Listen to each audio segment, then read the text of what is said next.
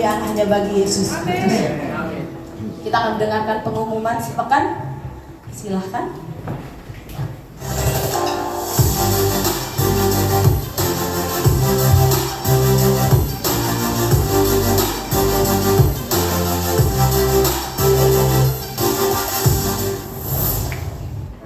Shalom Jemaat Tuhan. Berikut informasi kegiatan gereja selama sepekan. Komsel hari Jumat, 16 Agustus bertempat di Rumah Makan Pondok Lezat pada pukul 18.30. Hari Sabtu, 17 Agustus, diadakan ibadah pemuda. Kami mengajak para pemuda di tempat ini untuk sama-sama hadir pada pukul 17. Ibadah Raya Minggu, 18 Agustus, dilayani oleh Evangelis Rama Putra Pratama dari GBI Fatmawati.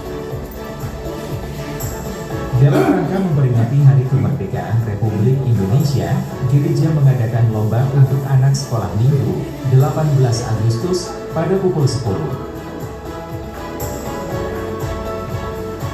GBI Live tidak mengedarkan kantong persembahan bagi Bapak Ibu yang diberkati Tuhan dapat menabur dalam bentuk uang melalui kotak di bawah sesudah ibadah ataupun transfer ke rekening gereja.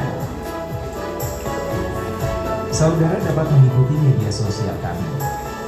Dan sesaat lagi kita akan mendengarkan firman Tuhan. Tuhan Yesus memberkati.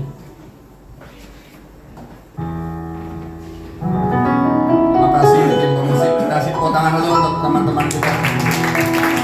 Shalom, happy Sunday, selamat hari Minggu. Wah, puji Tuhan ya, seminggu telah berlalu, kita masih tetap sehat, masih tetap ada untuk ibadah pada pagi hari ini. Terima kasih Pastor Firman, Ibu Maria sudah berkenan hadir pada pagi hari ini. Kiranya Tuhan Yesus selalu memberkati Pastor dan Bu Maria beserta keluarga. Ya, Mimin tampilkan pembacaan Alkitab minggu kedua. Ya, saudara bisa lihat layar belakang. Ya, kemudian ada pengumuman juga yang ditegaskan konsel hari Jumat diadakan di tempatnya Ibu Eli di Pondok Lezat. Kemudian pada hari Sabtunya ibadah pemuda pada pukul 5 sore. Kemudian hari Minggu ibadah raya dilayani oleh Evangelis Rama Putra Pratama dari GBI Fatmawati. Untuk anak-anak sekolah minggu juga ada ibadah anak maupun lomba. Jadi Bapak Ibu bisa mengajak putra-putrinya untuk acara lomba kemerdekaan. Iya. Mimin punya pantun hari ini. Pantun hari ini. Musa naik ke Gunung Sinai buat terima hukum Taurat. Carilah Tuhan dan jangan lalai. Hidup ini harus jadi berkah.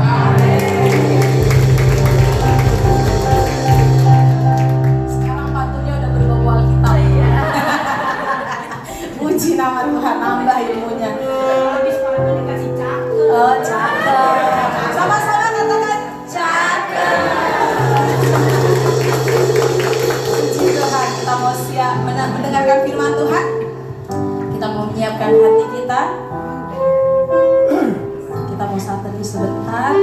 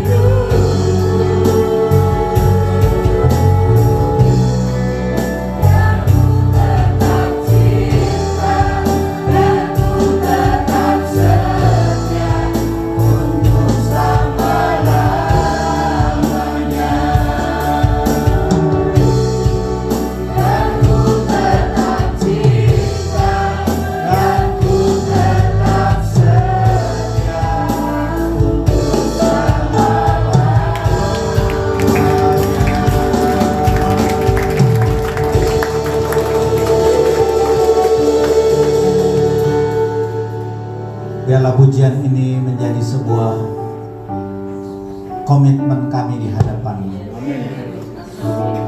Untuk kami tetap mengasihi Engkau. Untuk kami tetap setia sampai akhir. Kami menyadari Tuhan, dengan kekuatan kami sebagai manusia, kami terbatas. Tapi ada kuasa Allah yang tidak terbatas, yang ada dalam setiap kami, yang memberikan kami kuasa dan kemampuan untuk kami terus berjalan di dalam kehendak-Mu. Terima kasih Bapa untuk janji-janji-Mu yang senantiasa digenapi dalam hidup kami, sehingga kami boleh ada sebagaimana kami ada pada saat ini. Semua karena kasih karunia-Mu, semua karena anugerah dan kebaikan-Mu yang tidak pernah habis-habisnya dalam hidup kami. Terima kasih Bapa. Biarlah hati Tuhan disenangkan lewat pujian penyembahan kami. Engkau bertakhta di atas pujian umat-Mu. Dan ketika Engkau hadir di tengah-tengah kami, ada sesuatu terjadi. Ada kesembuhan, ada pemulihan, ada jalan keluar, ada pintu-pintu yang terbuka. Mujizat terjadi di dalam nama Tuhan Yesus. Terima kasih Bapa. Sebentar kami mau duduk diam, mendengarkan pesan-pesan Roh Kudus. Urapi setiap kami. Urapi hamba-Mu juga yang penuh dengan keterbatasan ini, dengan kuasa-Mu yang tidak terbatas. Taruh perkataan-Mu di dalam mulut lidah bibirku. Taruhkan pikiran-Mu di dalam pikiranku. Taruhkan perasaan-Mu di dalam hatiku. Terima kasih Bapa. Kami percaya menit-menit ke depan kami mulai diberkati lewat kebenaran firman. Dan ketika kami pulang nanti, keadaan kami tidak sama lagi. Karena Engkau yang sudah mengubah setiap kami, yang sudah memberkati setiap kami, yang sudah memberikan kekuatan yang baru kepada setiap Terima kasih Bapa. Di dalam nama Tuhan Yesus, kita yang siap mendengarkan firman Tuhan, sama-sama kita katakan amin.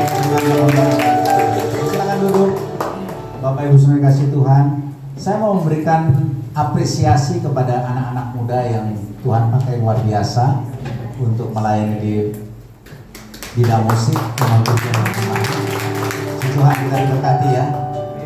Baik Bapak Ibu dikasih Tuhan, hari ini saya akan menyampaikan satu tema, yaitu bicara tentang keintiman dengan Roh Kudus. Masih ada kaitannya dengan tema tahunan daripada GBI Live, yaitu dekat dengan Tuhan. Berapa banyak yang hari-hari ini merasakan dekat dengan Tuhan? Amin. Atau mungkin sebaliknya, jauh dari Tuhan. Ya. Ketika kita menjauh sekalipun, sesungguhnya Tuhan itu selalu mau rindu untuk mendekat dengan kita. Yang setuju dengan saya boleh katakan amin. Amin. Baik. Roh Kudus adalah pribadi ketiga dari Allah Tritunggal, atau kita kenal juga dengan Allah Trinitas. Dia sehakikat dan setara dengan Allah Bapa dan Allah Anak. Berapa banyak yang setuju boleh katakan amin. Masing-masing memiliki peran dan fungsinya. Kalau Allah Bapa di dalam perjanjian lama, dia mengurapi orang-orang tertentu, dia pakai orang-orang tertentu, dia menuntun para nabi dan raja untuk memimpin bangsa Israel keluar dari tanah Mesir, dari perbudakan, menyeberang Laut Merah, bahkan melintas padang gurun, dan juga akhirnya mereka masuk tanah Kanaan. Ada yang tahu berapa lama bangsa Israel ada di padang gurun? 40 tahun.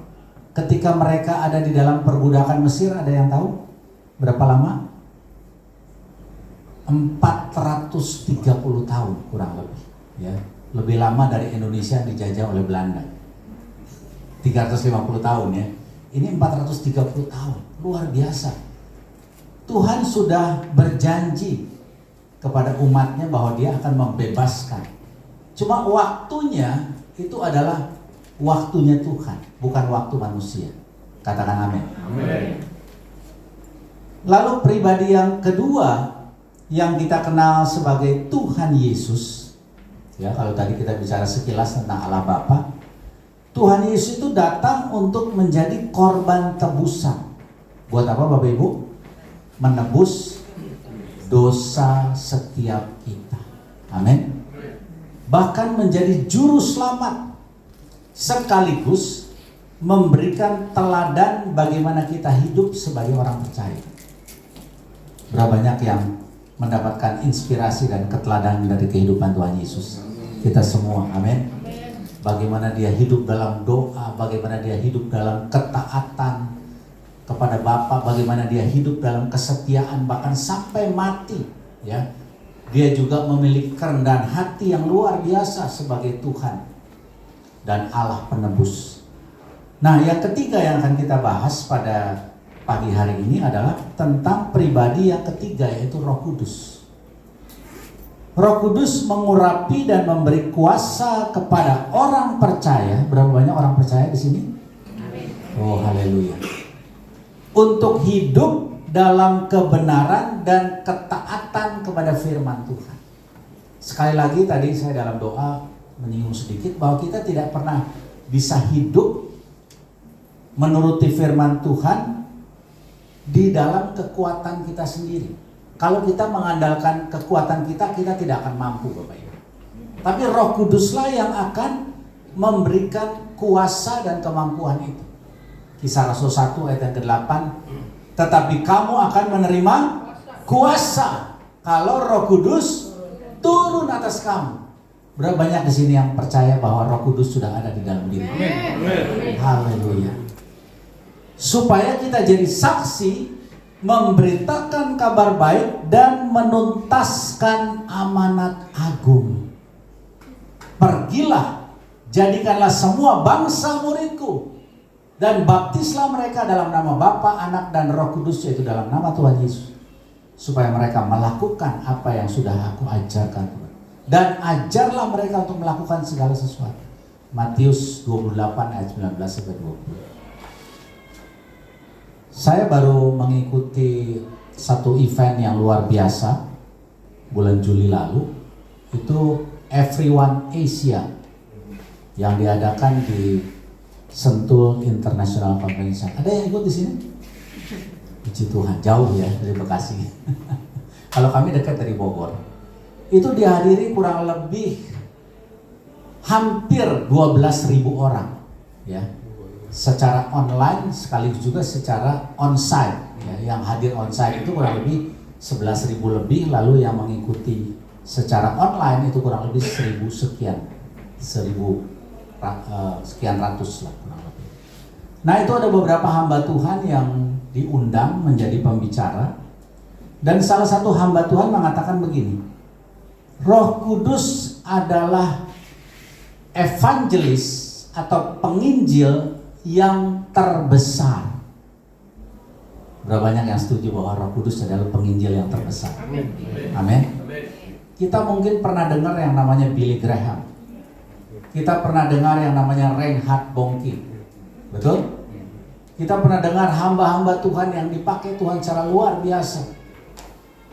Bahkan sampai akhir zaman ini. Tetapi dikatakan oleh hamba Tuhan ini, hanya Roh Kudus yang menyandang predikat sebagai penginjil terbesar.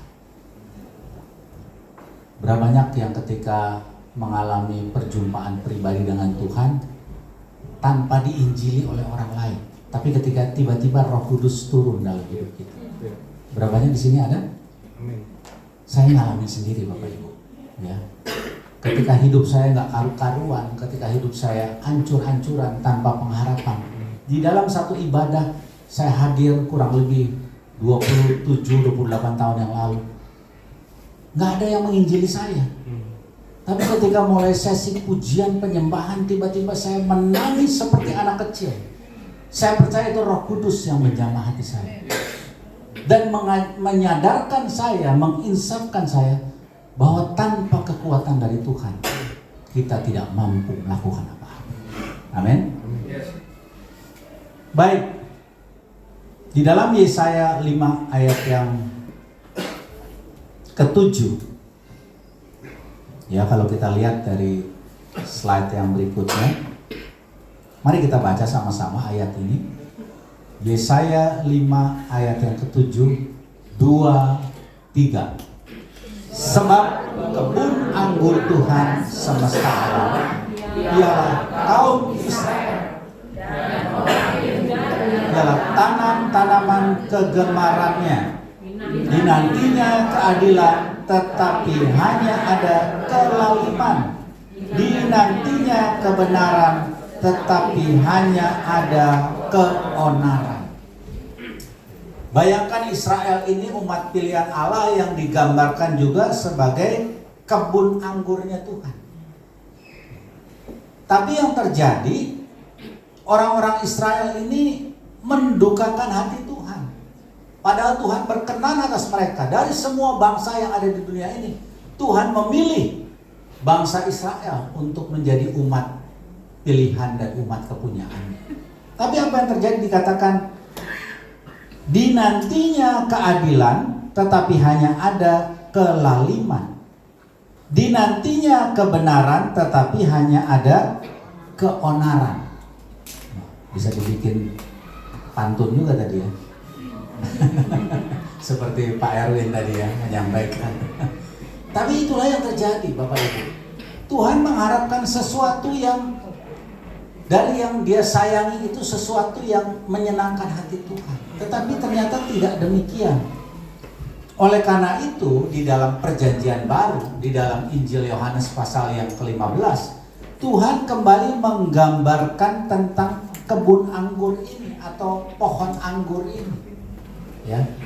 Di dalam Injil Yohanes pasal yang ke-15, ayatnya yang keempat, saya sudah siapkan juga di PowerPoint di depan. Boleh kita baca sama-sama?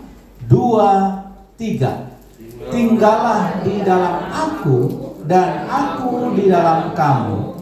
Sama seperti ranting tidak dapat berbuah dari dirinya sendiri kalau ia tidak tinggal pada pokok anggur, demikian juga kamu tidak berbuah jikalau kamu tidak tinggal di dalam aku.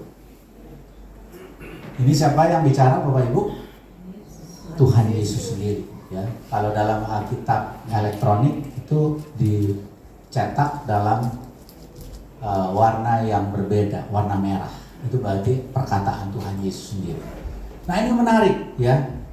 Di perikopnya dikatakan pokok anggur yang benar. Ya, kita akan lihat bersama-sama. Nah, kaitannya dengan topik khotbah pada pagi hari ini bicara tentang keintiman bersama Roh Kudus ya. Di dalam dalam Alkitab terjemahan yang berbeda dari bahasa Indonesia masa kini dikatakan demikian. Masih ayat yang sama, ayat yang keempat. Tetaplah bersatu dengan aku. Ya, ini terjemahan yang dalam bahasa Indonesia masa kini. Kalau di dalam ayat terjemahan baru kan dikatakan tinggallah di dalam aku. Tapi dalam terjemahan lain dikatakan tetaplah bersatu dengan aku dan aku pun akan tetap bersatu dengan kalian. Ini bicara tentang keintiman. Ini bicara tentang kedekatan kita dengan Allah. Dan saya percaya setiap orang percaya membutuhkan kedekatan atau keintiman dengan Tuhan. Di sini ada yang pernah melihat Tuhan? Saya juga belum pernah lihat Tuhan, Bapak Ibu. Tapi kita bisa merasakan. Amin. Dia hadir dalam hidup kita. Dia hadir dalam setiap peristiwa yang kita lewati dalam hidup ini. Amin. Dan saya percaya dia juga berbicara dengan suara yang lembut. Saya ambil contoh sederhana ya. Beberapa waktu lalu kloset kamar mandi kami itu rusak. Bukan rusak artinya dalam artian secara fisik luarnya, tetapi di dalamnya itu kan ada komponen-komponen ya. Kalau dalam tangki air itu ada komponen untuk dia flush, untuk dia ketika air mengisi kembali dia secara otomatis dia akan menutup air yang mengalir. Nah, ini enggak bocor terus-menerus. Saya berdiskusi sama istri saya. Apa kita udah waktunya harus ganti ini kloset?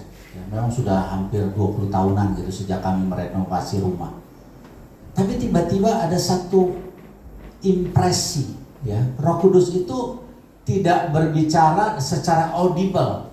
Walaupun ada orang-orang tertentu bisa mendengar suara audible, tapi jarang sekali. Nah, saya diberikan satu kesan, satu impresi yang mengingatkan saya karena udah bolak-balik panggil tukang nggak beres-beres, Bapak Ibu. Tapi kemarin tiba-tiba saya ada satu kesan atau impresi, saya percaya itu Roh Kudus. Ingat, Roh Kudus juga bekerja dalam perkara-perkara yang sederhana dalam hidup kita. Amin. Perkara-perkara yang kadang-kadang kita anggap ini sepele. Masa sih Roh Kudus soal-soal kecil? Tapi ternyata dia berikan impresi itu, dia berikan hikmat kepada saya. Ayo, saya pergi dengan istri saya, terus pergi ke satu tempat. Kami udah siap nih mau beli kloset baru, ya harganya lumayan gitu ya. Dan tiba-tiba istri saya diingatkan, yuk kita pergi ke satu tempat lagi. Memang itu langganan kami sudah lama sekali kami nggak ada kontak juga. Akhirnya kami datang ke situ. Tahu Bapak Ibu, dia cuma mengeluarkan satu spare part ya dari kloset itu. Pak, pakai ini aja. Terus saya bawa juga bilang contohnya, Pak ini udah dipasang, masangnya salah. Masangnya salah Pak. Oh begitu. Iya, seharusnya bisa itu juga. Oke. Kalau gitu Bapak masih kenal nggak dengan, saya sebut satu nama gitu ya, tukang yang memang biasa kami panggil tuh? Oh masih ada. Saya kasih nomornya. Puji Tuhan, rupanya saya baru mengerti si engkau ini ternyata juga anak Tuhan. Karena waktu kami berpisah dia bilang Tuhan berkati, dia bilang. Wah, Tuhan berkati Bapak juga sih. Jadi dengan nilai harga yang cuma 1/3 atau bahkan 1/5 dari harga kloset yang baru, akhirnya kloset itu tuntas, Bapak Ibu. Saya percaya ini semua karena Roh Kudus yang memberikan hikmat, ya, memberikan inspirasi, memberikan pengetahuan kepada kita. Nah, kuncinya adalah ketika kita intim bersama dengan Roh Kudus, dia akan memberikan kepekaan kepada kita. Apa yang harus kita lakukan, apa yang harus kita kerjakan, dia akan bicara dengan lembut dalam hati kita. Nah, waktu kita baca tadi di dalam Yesaya 5, ini ternyata bagaimana Israel itu adalah kebalikannya, ya. Mereka tidak menghasilkan buah yang manis karena mereka tidak memiliki hubungan yang intim dengan Tuhan. Ya. Berapa banyak di sini percaya kalau suami dan istri tidak punya keintiman, tidak juga akan menghasilkan keturunan. Pasti harus ada keintiman, betul? Ya, di dalam hubungan suami istri baru bisa menghasilkan keturunan. Demikian juga kita dengan Tuhan.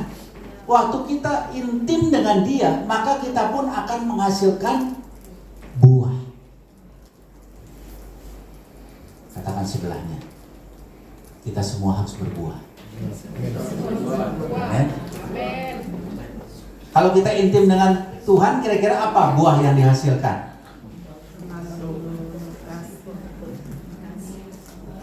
Buah roh, betul, kasih, damai sejahtera, sukacita, kemurahan, kesetiaan, kebaikan, sampai kepada penguasaan diri. Nah, itu buahnya.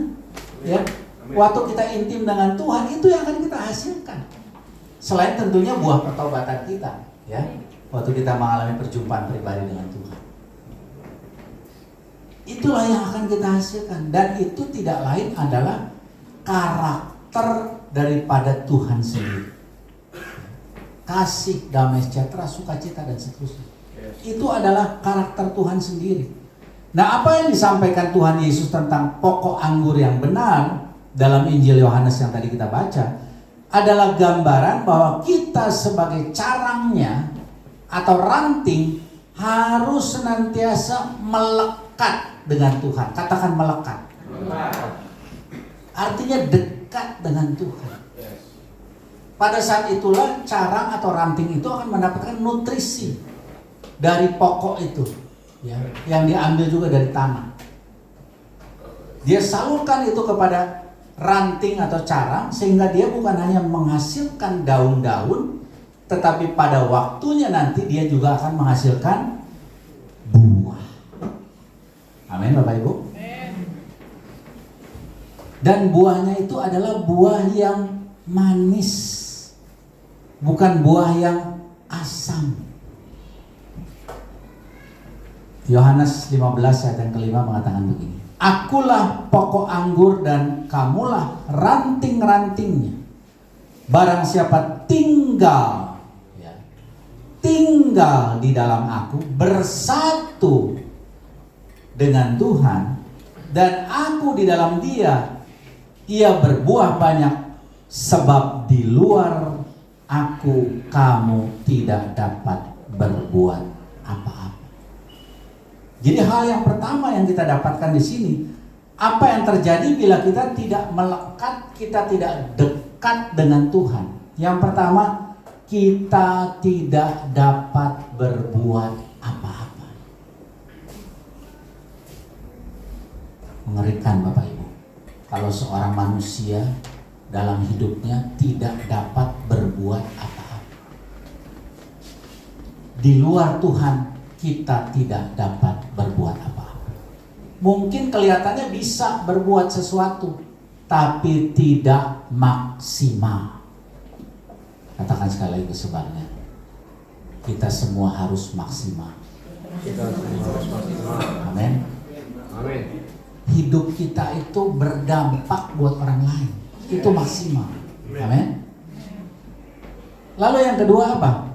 Tadi udah jelas di dalam Injil Yohanes 15 ayat yang keempat. Kita tidak dapat berbuah. Ya. Waktu kita tidak dekat dengan Tuhan, kalau tidak intim dengan Tuhan, kita tidak melekat dengan Tuhan. Nah, yang mengerikan di bagian yang ketiga. Injil Yohanes 15 ayat yang ke-6. Boleh kita baca sama-sama? Memang ayatnya tidak saya. Nah, kita baca aja di bagian yang ketiga aja ya, paling kanan. 2, 3. Dibuang seperti ranting kering dan dibakar. Menakutkan Bapak Ibu? Dibuang seperti ranting kering dan dibakar. Saya percaya kita semua tidak mau mengalami hal itu. Kita harus berbuah, kita melakukan banyak hal, dan kita menjadi orang yang berdampak bagi pekerjaan Allah dan juga bagi sesama. Itu yang Tuhan rindukan. Jangan sampai kita dibuang seperti ranting kering dan dibakar. Nah, sebaliknya, waktu kita melekat dengan Tuhan, apa yang akan kita alami? Injil Yohanes 15 ayat yang ke-7. Dikatakan begini. Jikalau kamu tinggal di dalam aku dan firmanku tinggal di dalam kamu, mintalah apa saja yang kamu kehendaki dan kamu akan menerimanya. Berapa banyak di sini yang rindu doanya dikabulkan? Kita semua rindu. Bahkan Dia adalah Allah yang sanggup menjawab dan mengabulkan lebih dari apa yang kita doakan dan kita pikirkan di dalam kitab Efesus. Dia tahu isi hati kita, Bapak Ibu. Waktu kita melekat dengan Tuhan, kita bukan hanya tahu isi hati Tuhan, tetapi Tuhan terlebih lagi tahu akan isi hati kita, kerinduan-kerinduan kita, pergumulan kita, masalah kita. Dia tahu. Lalu yang kedua apa? Dalam hal inilah Bapakku dipermuliakan, Injil Yohanes 15 ayat yang ke-8, yaitu jika kamu berbuah banyak, dan dengan demikian kamu adalah murid-muridku. Ada dua hal di sini di dalam ayat yang kita baca. Yang pertama, Tuhan itu dipermuliakan, bukan dipermalukan. Amin Bapak Ibu. Jangan sampai kita sebagai orang percaya, sebagai anak Tuhan, mempermalukan nama Tuhan. Tapi baiklah kita mempermuliakan nama Tuhan. Ada amin? Lalu yang bagian berikutnya tadi masih ayat yang sama. Kita akan menjadi murid yang sejati. Katakan murid sejati. Murid sejati itu apa tanda-tandanya? Mau terus diajar, mau terus belajar, amin. Mau terus dibentuk. Artinya kalau dibentuk itu kita harus memiliki kerendahan hati. Diingatkan, dinasehati, bahkan sekali-sekali perlu ditegur. Kami ada dalam satu komunitas gereja juga yang tidak begitu besar jumlah jemaatnya, tapi kami seperti keluarga Bapak Ibu. Kami ada dalam satu komunitas sel juga setiap hari Jumat secara online. Kadang kami juga bertemu secara onsite.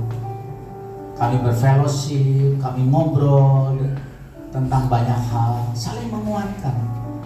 Tidak selalu bicara tentang firman Tuhan, tapi kami membagikan nilai-nilai kehidupan yang kami lewati bersama dengan Tuhan. Dan itu yang dampaknya jauh lebih besar dari sekedar khotbah dari mimbar.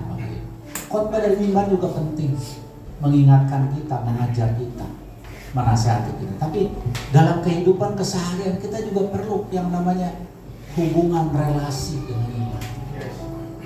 Kita perlu bertemu dengan mereka, mendengarkan keluh kesah mereka, pergumulan mereka. Dan pada saat itulah kita juga belajar menjadi murid. Waktu kita mendengar kesaksian dari teman-teman kita, pengalaman hidup mereka bersama dengan Tuhan.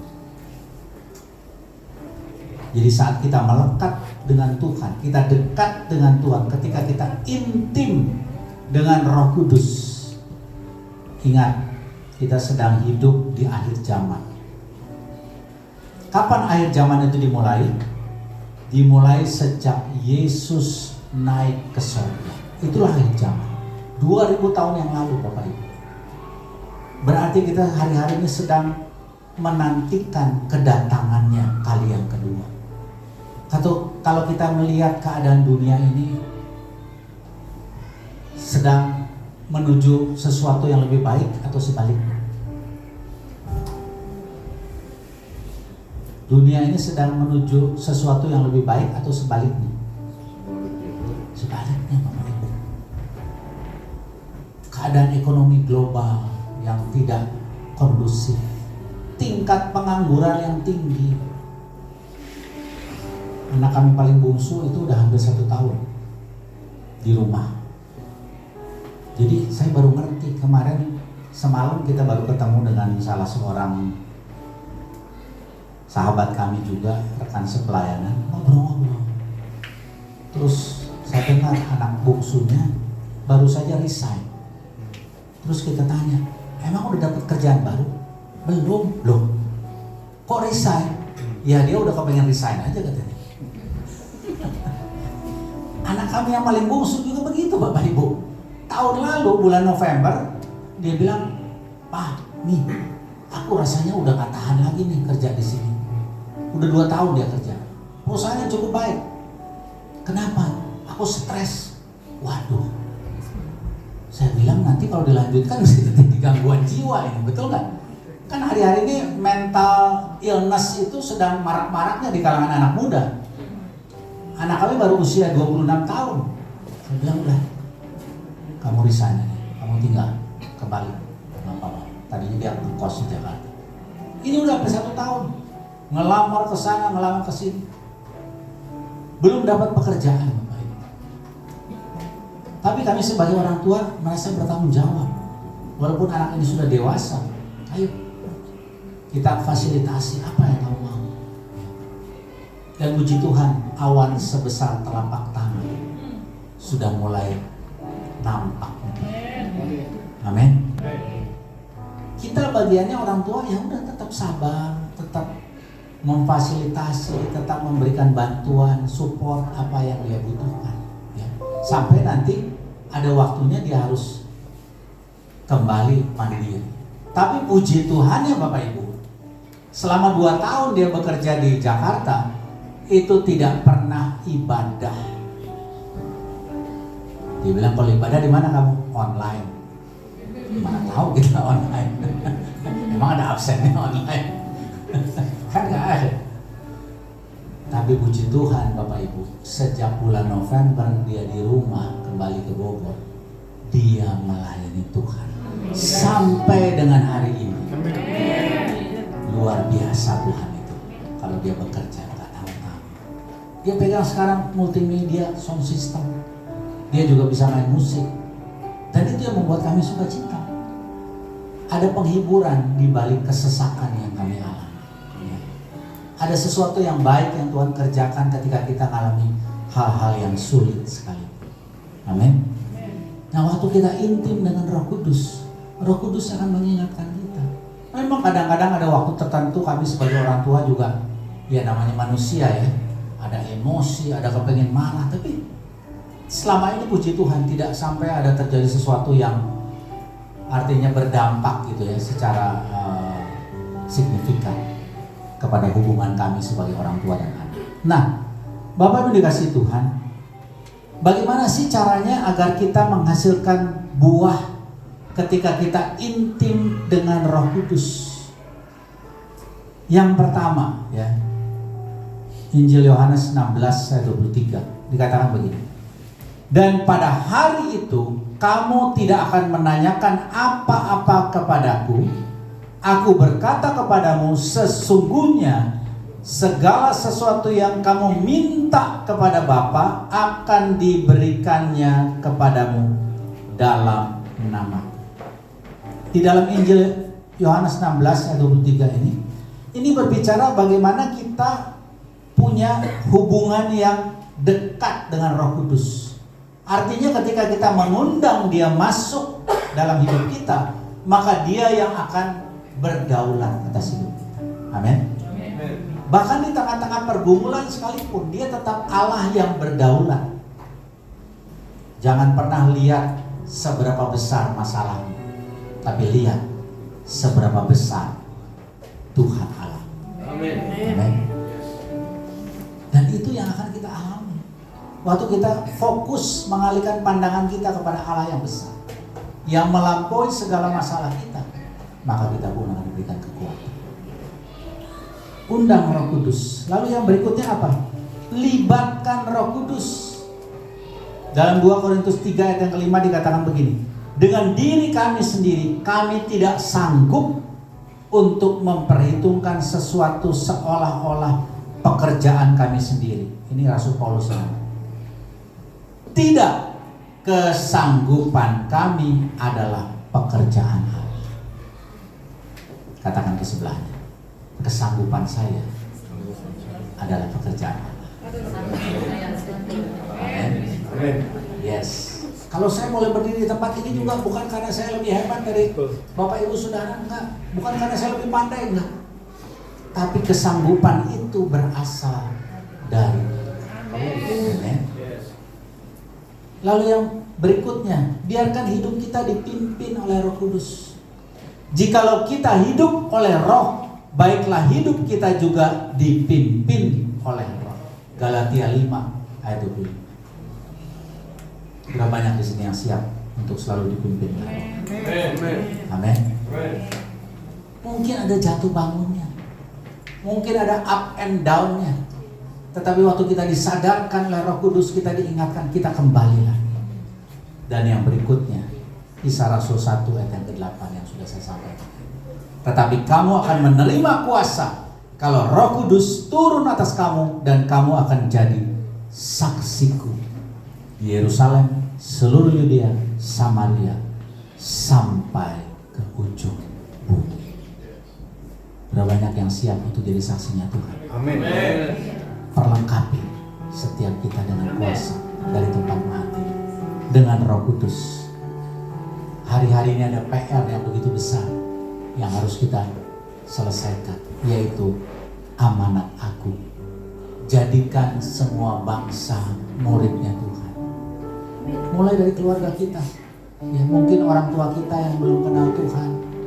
Mungkin adik-adik kita, saudara kita, kakak kita yang belum kenal Tuhan. Keluarga besar kita. Biarlah kuasa Roh Kudus memenuhi kita. Sekali lagi, intim dengan Roh Kudus.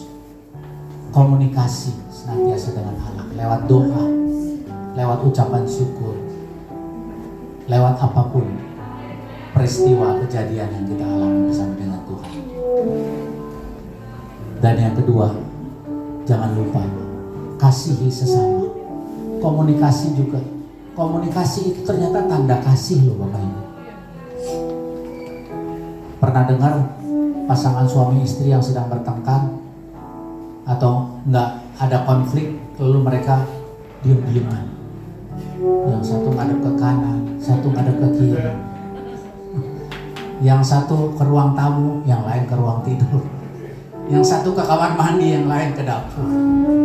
Karena apa? Nggak ada kasih. Komunikasinya terputus. Nah, hari-hari kita diingatkan, ayo kita bangun komunikasi kita dengan Allah. Kita bangun komunikasi kita dengan sesama. Orang-orang terdekat kita mulai. Lalu yang terakhir, latih diri kita. Ternyata ikut Tuhan itu butuh exercise. Berapa banyak di sini yang masih exercise olahraga setiap hari? Saya udah mulai memasuki usia 60 Bapak Ibu. 1 minggu 4-5 kali jalan, 1,5-2 kilo setiap hari. Karena saya tahu exercise itu penting, tapi exercise rohani jauh lebih penting. tutup dengan satu ayat 1 Timotius 4 ayat yang ke-8 dikatakan begini. Latihan badani terbatas gunanya, tetapi ibadah itu berguna dalam segala hal karena mengandung janji baik untuk hidup ini maupun untuk hidup yang akan datang. Amin. Latih otot-otot rohani kita. Latih seluruh kehidupan kita untuk selalu fokus dengan Tuhan. Akulah pokok anggur yang benar dan Bapakulah pengusahanya. Setiap ranting padaku yang tidak berbuah dipotongnya, dan setiap ranting yang berbuah dibersihkannya supaya ia lebih banyak berbuah. Berapa banyak di sini yang siap untuk dibersihkan? Mari kita bangkit berdiri. Kita naikkan satu pujian. Kita minta Roh Kudus memenuhi setiap kita.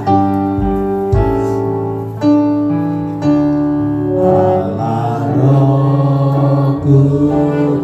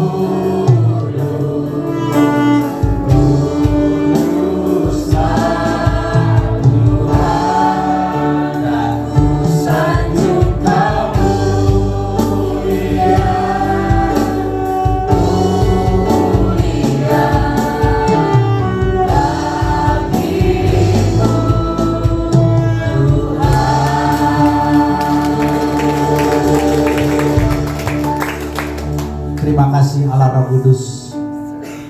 Engkau sudah mengingatkan setiap kami lewat kebenaran firman-Mu, untuk kami senantiasa memiliki keintiman dengan-Mu. Karena ketika kami intim dengan Engkau, maka setiap doa-doa kami Engkau yang mengabulkan. Setiap pergumulan kami Engkau sediakan jalan keluar. Setiap sakit penyakit kami Engkau sembuhkan. Biarlah hidup kami terus mempermuliakan nama Tuhan. Amin. Kami menjadi murid-murid sejati yang mau terus diajar, yang mau terus dibentuk, yang mau terus didewasakan. Semakin hari semakin menghasilkan buah yang banyak. Terima kasih Bapak. Kami mau undang Engkau Roh Kudus masuk dalam hidup kami. Mari saat ini kita undang Roh Kudus masuk dalam hidup kita, masuk dalam hati kita, untuk Dia bertahta, untuk Dia berdaulat, menuntun seluruh kehidupan kita. Ya Tuhan, kami rindu Kau masuk terus Tuhan, terus penuhi hidup kami dengan kuasa-Mu, penuhi hidup kami dengan pengurapan-Mu, penuhi hidup kami untuk kami senantiasa taat kepada-Mu. Kami mau melibatkan Kau dalam segala aspek. Kami mau dipimpin, kami mau dimampukan oleh kuasa-Mu. Kau lihat umat-Mu di tempat ini Tuhan, mereka rindu akan Kau Roh Kudus. Penuhi mereka dengan Roh Kudus, baptis mereka dalam Roh Kudus, dalam nama Yesus, dalam nama Yesus. Terima mereka yang rindu, terima kuasa Roh Kudus, terima baptisan Roh Kudus, terima karunia Roh Kudus. Makin berbuah dalam nama Yesus. Pakai setiap kami Tuhan jadi alat di dalam tangan-Mu, menjangkau banyak jiwa, menjadikan mereka murid-murid. Mereka juga dipakai memberitakan kabar baik. Biarlah hidup kami semakin maksimal, semakin berdampak bagi sesama dan juga bagi pekerjaan Allah. Terima kasih Tuhan, Kau memberkati sekali lagi umat-Mu yang ada di gereja GBI Live. Tuhan terus menolong, memampukan mereka untuk hidup di dalam rancangan-Mu, dalam kehendak-Mu. Mulai dari yang paling tua sampai yang paling muda Tuhan, pengurapan Allah berlimpah atas mereka. Pribadi lepas pribadi, keluarga lepas keluarga. Mereka yang bersekolah, mereka yang berusaha, mereka yang melakukan pekerjaan rumah tangga sekalipun, kami percaya Tuhan, kuasa Roh Kudus memampukan mereka, menolong mereka untuk hidup dalam ketetapan-ketetapan. Terima kasih Bapa. Berkati hamba-Mu Pastor Jun yang Tuhan percayakan sebagai gembala tempat ini. Tuhan memberkati hamba-Mu ini, Tuhan mengurapi hamba-Mu ini. Berkati keluarganya, istrinya, anak-anak mereka Tuhan, Meisha, Lily dan juga Ezra Tuhan. Kau yang memberkati pertumbuhan mereka, semakin hari semakin dewasa di dalam roh takut akan Tuhan, mengalir kepada setiap jemaat Tuhan yang Dia gembalakan. Pengurapan-Mu berlimpah, gereja ini menjadi gereja yang menuai di akhir zaman. Berkati stafnya Tuhan, Erwin, Grace, semua Tuhan yang terlibat dalam pelayanan, Tuhan pakai secara luar biasa. Berkati rumah tangga mereka, berkati pekerjaan, karir mereka, membuat berhasil dalam nama Yesus. Terima kasih Tuhan, terima kasih. Terima kasih Bapak. Ini saatnya kami akan berpisah, kami kembali ke tempat kami masing-masing. Dan sebelum kami berpisah meninggalkan tempat ini, kami rindu untuk menerima berkat Tuhan. Mari kita buka hati dan kedua tangan kita. Tuhan memberkati engkau dan melindungi engkau. Tuhan menyinari engkau dengan wajah-Nya dan memberikan engkau kasih karunia.